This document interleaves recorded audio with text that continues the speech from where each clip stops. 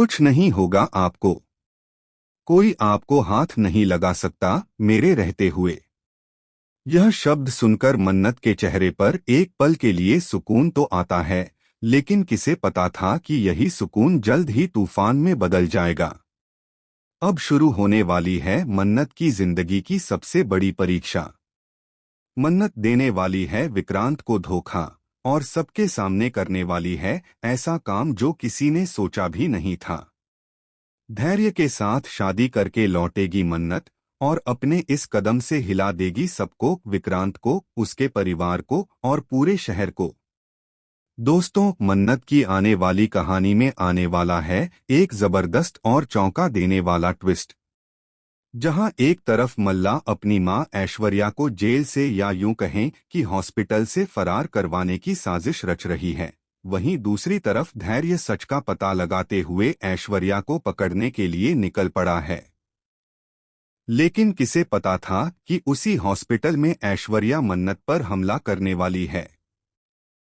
धैर्य वक्त पर पहुंचकर ऐश्वर्या को रोक तो लेता है, लेकिन हालात बिगड़ जाते हैं और धैर्य को उसे शूट करना पड़ता है। सभी को लगता है कि ऐश्वर्या की मौत हो गई है, लेकिन हकीकत कुछ और ही होती है। क्योंकि विशाखा और मल्ला की चाल में अब एक नया मोड़ आता है, दोनों मिलकर ऐश्वर्या को फिर से जिंदा कर देते हैं। दूसरी ओर मन्नत और धैर्य के बीच धीरे धीरे बढ़ती नजदीकियां अब विक्रांत को बिल्कुल पसंद नहीं आ रही। वह जलने लगा है, तिलमिला उठा है, क्योंकि जिस मन्नत को वो अपनी होने वाली पत्नी समझता था, वो अब किसी और की तरफ झुकने लगी है।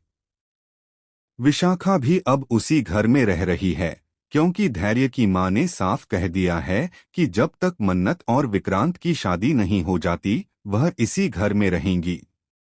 लेकिन इस घर के भीतर अब सब कुछ बदलने वाला है।